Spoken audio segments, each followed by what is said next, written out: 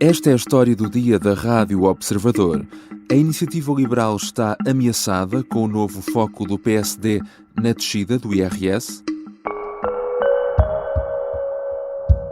Quem agita a árvore depois fica no bolso com menos do que quem não fez nada, como é o caso do Estado. Não pode ser. Quem agita a árvore tem que levar mais para casa. O esbulho fiscal tem de acabar. Que já em 2023 haja uma diminuição de 1.200 milhões de euros no IRS das famílias portuguesas. É uma espécie de descubra as diferenças. Em dois eventos separados por 2 dias, em 2 rentrées políticas, em 2 sítios do Algarve, 2 partidos fizeram 2 propostas com uma ideia em comum: descer o IRS. Só que um acusa o outro de o copiar. E ainda pior, diz que a cópia é mais fraca do que o original. Com excedente orçamental, a menos de um ano de eleições europeias, era previsível que a descida dos impostos fosse um dos cavalos de batalha da oposição. A iniciativa liberal garante que a sua proposta é mais ambiciosa do que a do PSD. Mas será que os liberais se sentem ameaçados com este novo foco social-democrata na descida dos impostos? E como é que o partido responde numa área que tem sido, desde sempre, uma das suas grandes bandeiras eleitorais? São questões para a conversa com Inês André Figueiredo, jornalista da secção de política do Observador, que acompanha habitualmente a iniciativa liberal. Eu sou o João Santos Duarte e esta é a história do dia. Bem-vindo, Inês. Obrigada, João. Na rentrée política da iniciativa liberal, no passado sábado, Rui Rocha insistiu na bandeira da descida dos impostos, entre outras questões, obviamente. O que é que o partido propõe? O foco da iniciativa liberal nesta rentrée foi muito mais abrangente do que esta questão da descida dos impostos, do que o alívio fiscal, até porque o partido cresceu muito nos últimos anos e precisou de chegar a temas que, por exemplo, quando tinha apenas um deputado único, não lhe era permitido. E foi por isso que Rui Rocha procurou apresentar 10 compromissos em diversas áreas nesta rentrée política, ainda que entre eles haja pelo menos 2 que se encaixam perfeitamente nesta narrativa da iniciativa liberal de diminuir os impostos, nomeadamente um compromisso dedicado aos profissionais liberais, aos trabalhadores independentes, mas também às pequenas, médias e grandes empresas, era assim que Rui Rocha se referiu a eles, e um outro compromisso focado no rendimento dos jovens e das classes médias, tudo isto sendo possível, obviamente, de integrar na questão dos impostos. É claro que podemos ficar zangados quando nos dizem que a economia vai muito bem, só ainda não chegou ao bolso dos portugueses, mas esperem lá. Então nós temos aqui a economia que vai muito bem. E aqui temos o bolso dos portugueses. O que é que se passa aqui no meio? Não é mistério. É a mão visível. É a mão visível de António Costa que pega no dinheiro e o mete no cofre de Fernando Medina. Ainda assim, não há dúvidas de que a iniciativa liberal, se tem um tema do qual se possa reivindicar a paternidade, digamos assim, é exatamente a questão dos impostos, e nos últimos anos o partido tem um historial enorme nas propostas nesta área, sendo sem dúvida o partido que mais insistiu no tema, diria até sem grande concorrência. E essa acabou por ser a questão central do debate político desta semana. Ora, porque 48 horas depois o líder do PSD fazia precisamente da questão da descida do IRS uma das suas bandeiras para o novo ano político. Como é que a iniciativa liberal reagiu a este discurso de Montenegro e depois também àquilo que foi durante a semana a concretização do que são as propostas do PSD? Como é que o partido compara estas duas propostas, no fundo? Claro que a iniciativa liberal teve de se mexer estrategicamente para reagir a esta enchente noticiosa sobre descidas de impostos protagonizada aqui pelo PS e pelo PSD nos últimos dias, mas o partido, eu diria que não está propriamente preocupado com esta proposta do PSD, principalmente por acreditar que aquela que apresentou para o Orçamento do Estado de 2023 é, nas palavras de vários membros da Iniciativa Liberal, muito mais ambiciosa e que permitiria que houvesse muito mais dinheiro no bolso dos portugueses.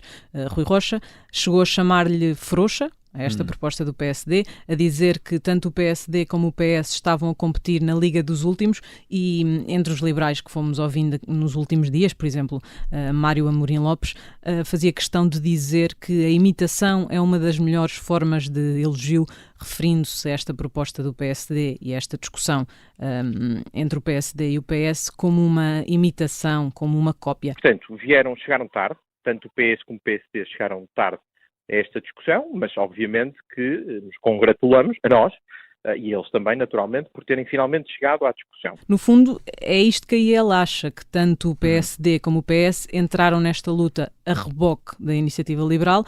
O que se tem visto é que para a Iniciativa Liberal não é ofensivo que isto tenha acontecido, pelo contrário, até porque na Iniciativa Liberal há muita tese de que se as ideias liberais forem ganhando espaço, não interessa propriamente quem dá a cara por elas. Nós apresentámos uma proposta, não é uma promessa, apresentámos uma proposta de reduzir desde logo 1.200 milhões de IRS já. Depois do discurso de Montenegro, o PSD apresentou as contas. António Leitão Amaro, o vice-presidente do partido, garante com um alívio fiscal de 1.200 milhões de euros que o PSD prevê uma família em que os dois elementos recebem o salário médio pouparia 235 euros anuais.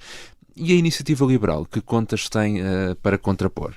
Bem, o partido fez questão de apresentar contas, obviamente, até para fazer essa comparação com a proposta do PSD e por uma razão muito importante, que é a Iniciativa Liberal é muito forte nas redes sociais e grande parte do seu eleitorado conhece o partido através das redes sociais, por isso é importante também expor este tipo de comparação nas redes.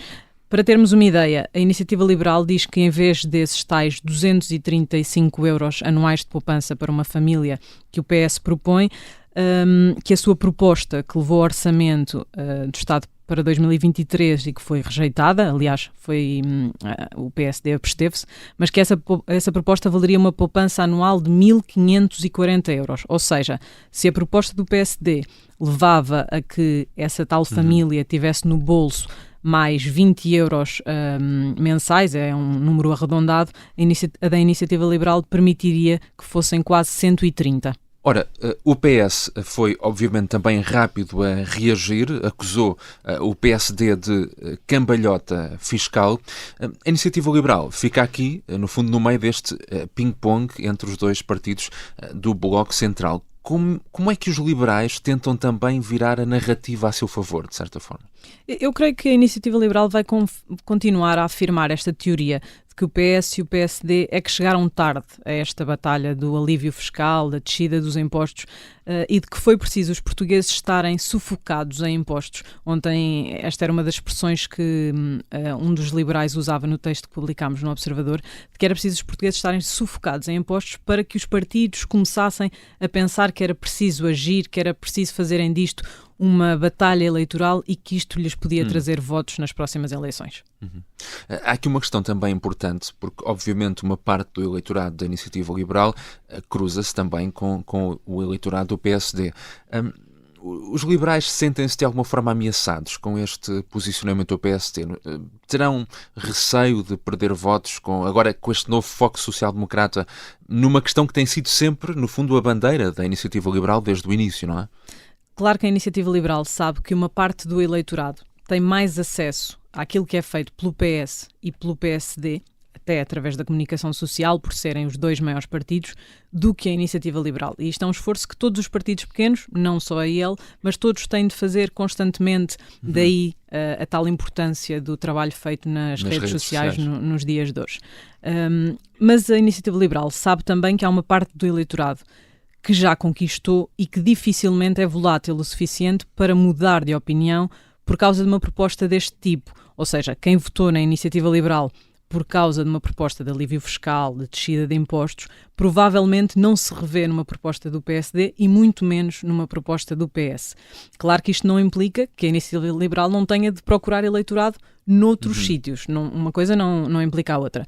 A ideia é de que esta tentativa do PSD de conquistar o voto útil pode sair defraudada. Esta é a ideia que circula no seio da Iniciativa Liberal, não só pela tal falta de ambição que o partido atribui e que vê na proposta dos sociais-democratas, como pelo facto de o partido, liderado por Luís Montenegro, ter chegado mais tarde a este tema e de isso poder não ser bem visto pelo eleitorado. No fundo, de o PSD ter tentado capitalizar tudo isto sem uma única referência à Iniciativa Liberal, que à partida todos sabem que politicamente tem sido o partido que mais cavalgou este tema, e até acabando por chutar um bocadinho para canto a Iniciativa Liberal. O vice-presidente do PSD, Leitão Amaro, por exemplo, foi questionado sobre o partido e disse apenas que os portugueses sabem bem que a escolha para a governação é essencialmente entre dois partidos, referindo-se aqui, obviamente, ao PS e ao PSD.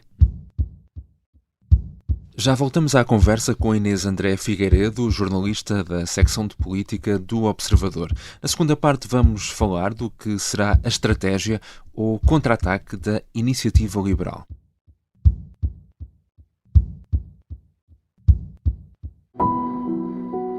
Esta é uma história de intrigas, segredos e traições. É uma história de agentes secretos e de um agente secreto em particular. Vladimir Vladimirovich Putin. Esta é a história escondida de como Vladimir Putin montou uma teia de poder e guerra que começou no KGB e acabou na Ucrânia.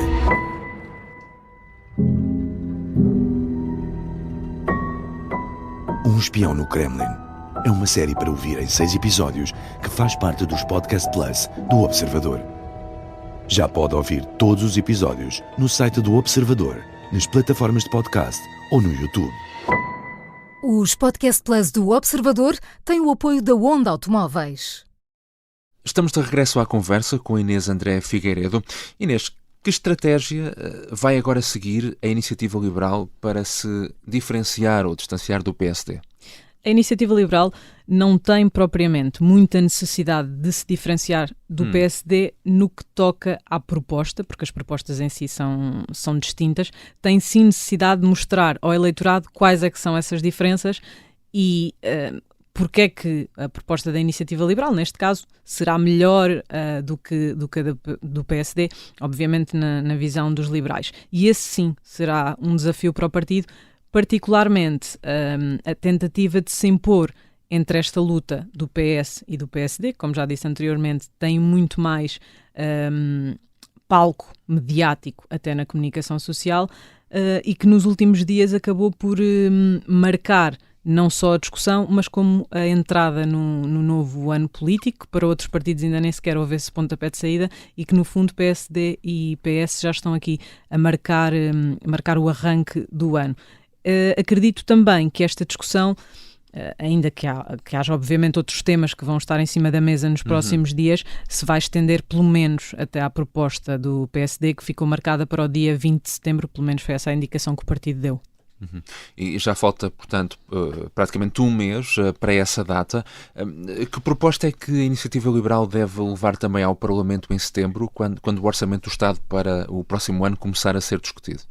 A Iniciativa Liberal ainda não divulgou a proposta que vai levar à votação, mas já disse que fará uma proposta para o Orçamento do Estado de 2024. Essa também é uma diferenciação que o partido faz em relação ao PSD, que é o PSD procurou apresentar uma proposta que começasse a ser colocada em prática já em 2023 e que por isso teria de mexer com o orçamento que estava previsto para 2023 e a Iniciativa Liberal quase que mostrou que, não o dizendo, mas fez aqui a sugestão de que será uma irresponsabilidade porque não se sabe sequer se é execuível alterar para já aquilo que estava previsto. Mas o que está em cima da mesa e o que continua a estar em cima da mesa é a ideia de taxa única de IRS, mas o partido chegou a reformular a proposta quando foi criticado, por exemplo, por querer taxar os escalões mais altos da mesma forma do que os mais baixos. Houve aqui sempre uma tentativa da Iniciativa Liberal querer simplificar esta questão do IRS, tudo aquilo que diz respeito ao IRS, e o partido foi-se adaptando à medida que foi apresentando propostas. Por isso, é possível que a IEL apresente algumas alterações a esta proposta que foi chumbada e na qual o PSD se absteve o ano passado. Principalmente agora que mais partidos entraram nesta batalha, vamos tentar aqui também perceber o que é que os liberais vão apresentar ao Parlamento e que diferenças relativamente ao ano passado. Então, há aqui uma questão importante, porque existirão várias propostas e propostas diferentes de redução do IRS. Como é que a Iniciativa Liberal deverá votar então as propostas que o PSD vai apresentar na discussão do Orçamento do Estado? Gostava de ter uma resposta para ti, mas ainda não tenho. Não é clara a resposta a essa pergunta. Primeiro porque as propostas ainda não são conhecidas na totalidade e esta parte é sempre importante, os partidos saberem ao certo o que é que vão votar e quais as propostas concretas dos outros partidos.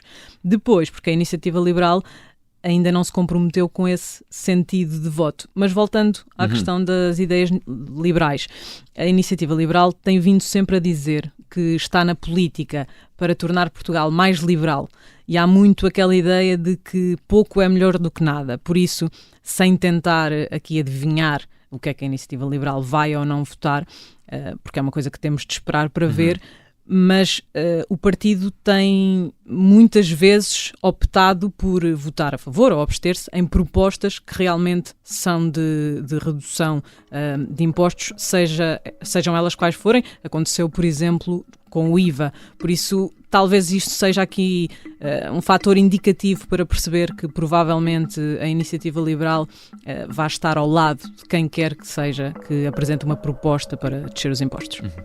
Obrigado, Inês. Obrigada, João.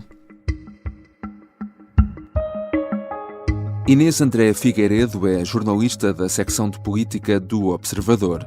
Esta foi a história do dia. A sonoplastia é do Artur Costa, a música do genérico do João Ribeiro. Eu sou o João Santos Duarte. Se gosta deste podcast, então não se esqueça de clicar em seguir na plataforma que habitualmente usa para ouvir podcast. É uma forma de estar sempre a par dos novos programas e novos temas. Até amanhã.